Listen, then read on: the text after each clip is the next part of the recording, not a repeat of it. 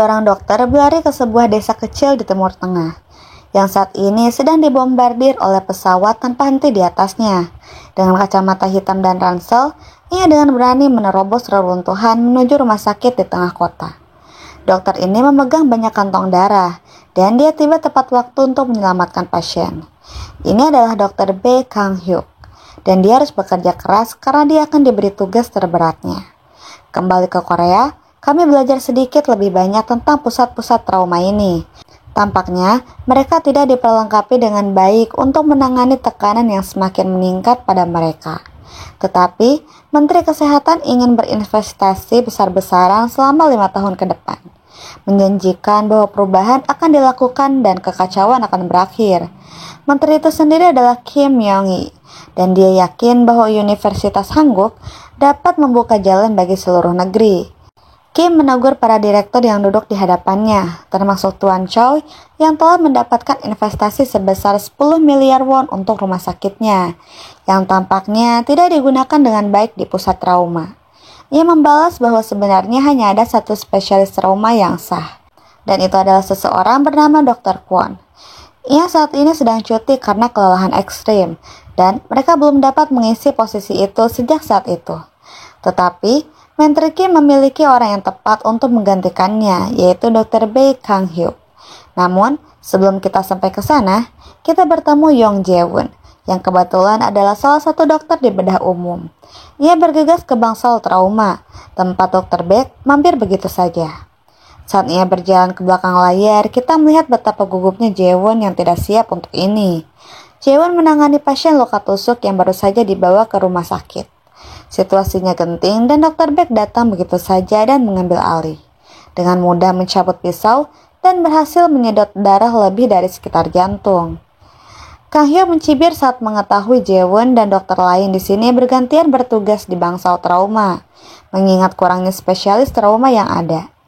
Nah, itu akan berhenti sekarang karena Baek mengambil alih pekerjaan Kwon dan langsung mencap otoritasnya. Dr. Baek telah mengerjakan pekerjaan rumahnya dan menyadari bahwa pasien ini mungkin merupakan bagian dari penusukan yang terkait dengan geng. Mengingat pisau dan fakta bahwa pisau itu sudah dipotong, ia segera menyadari bahwa terlepas dari semua dana ini, seluruh tempat itu berantakan. Dr. Baek jelas memiliki banyak pekerjaan yang harus dilakukan. Baek Kang-hyuk mempersiapkan diri untuk operasi bersama Jae-won. Tetapi ia tidak senang saat memeriksa tekanan darah seorang pasien. Bahkan, ia mengusir salah satu ahli anestesi Hwang di tengah jalan. Meskipun menjadi departemen bedah teratas di negara ini, jelas bahwa Kang-hyuk merasa tempat ini memiliki banyak hal yang harus dibanggakan. Ahli anestesi pun diganti oleh Park Kyung-won yang membuat keputusan yang tepat dengan memperlambat detak jantung pasien saat mereka melakukan operasi. Syukurlah operasi itu berhasil. Tetapi, Dr. Baek tidak senang karena operasinya telah terlambat karena ia harus menghadiri upacara pengangkatannya. Semua dokter tampak gelisah di ruang rapat, saling berbicara mengingat betapa telatnya kepala trauma kami. Dia tidak meminta maaf, dan malah meminta mereka semua untuk meminta maaf kepadanya. Dr. Baek ingin unit trauma ditutup sepenuhnya, dan tentu saja tidak berbasa-basi. Sistem ini kacau balau adalah kata-katanya. Sebaliknya, ia ingin ini diubah menjadi pusat trauma. Ia ingin menunjukkan kepada mereka semua bahwa ia orang yang sebenarnya, dan bagian dari itu termasuk merombak seluruh departemen. Sayangnya, Dr. Baek memberikan julukan yang kurang bagus untuk Jae-won, yang dipanggil Anus, mengingat ia adalah seorang ahli bedah kolorektal. Ia membawa Dr. Baek kembali untuk membantunya mengatasi trauma serius di gunung. Dr. Baek ingin Jae-won ikut dengannya dan menanganinya di tempat karena memindahkan orang itu. Sementara itu, pasien dalam kondisi kritis adalah resiko yang tidak ingin ia ambil. Helikopter segera tiba dan Jae-won serta Kang-hyuk berlari turun dan keluar menuju helikopter. Saat mereka menuju ke sana, pasien dalam kondisi kritis dan mereka harus bergegas sebelum terlambat. Kita telah melihat bahwa dokter ini akan melakukan apa saja untuk pasiennya.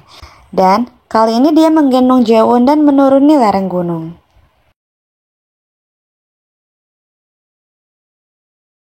Jae-won berteriak saat Kang-hyuk turun ke lereng gunung.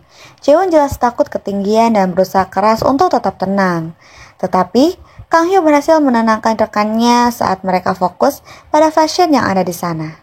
Untungnya mereka berhasil mengamankannya sebelum ia jatuh, dan Kang Hyuk segera membimbingnya mengatasi rasa takutnya dan lebih fokus pada pasien.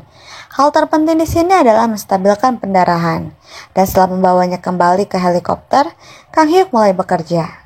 Bekerja di area berisiko bukanlah hal baru bagi Kang Hyuk, karena kita melihat sedikit lebih banyak waktunya di Afghanistan telah membentuk Kang Hyuk menjadi dokter seperti sekarang. Penyelamatan di gunung ini bahkan lebih penting dari yang kami duga sebelumnya, karena kami mengetahui dari Jangmi bahwa mereka sebenarnya cukup berbahaya dan setiap menit itu penting. Faktanya, tingkat kematian di sini cukup tinggi. Kang Hyuk segera menunjukkan bahwa pengalaman di lokasi sama pentingnya seperti yang ada di buku, dan Jaewon mulai mempertanyakan semua ini. Jaewon berdiri di samping Kang Hyuk dan jelas ada kerjasama yang terjalin di sini. Sayangnya, hal itu tidak sesuai dengan keinginan kepala bedah saat ini, Han Yurim. Bukan hanya dia, tetapi juga para direktur seperti Choi khawatir bahwa Kang Hyuk akan menghabiskan uang rumah sakit yang seharusnya bisa digunakan untuk hal lain. Bagaimanapun, direktur sedang berusaha menyingkirkan Kang Hyuk, yang tampaknya menjadi tujuannya saat ini di rumah sakit. Namun, semua ini menjadi kacau ketika Kang Hyuk menawarkan Jaewon posisi sebagai asisten bedahnya di pusat trauma. Ini berarti dia akan bekerja sama erat dengannya. Hal ini jelas tidak disukai Yurim, yang muncul di kantornya untuk berbicara tentang anak didiknya, memutuskan untuk mengadakan rapat pukul 4 sore untuk membahas dan membiarkan Jaewon memilihnya sendiri. Kang Hyuk segera ingin mewujudkan dan berbicara dengan Jangmi, meminta sarannya tentang cara memenangkan hati seseorang. Keduanya terus bercanda bersama dan dia mencemooh setiap ide yang dimiliki Jangmi dalam upaya memenangkan hati Jaewon. Yurim datang lebih awal dan memujuk Jaewon agar bergabung dengannya. Tetapi Kang Hyuk tahu apa yang sedang terjadi dan segera datang ke kantor juga. Setelah pertengkaran hebat antara kedua kepala, Jaewon akhirnya memutuskan untuk bergabung dengan bedah trauma.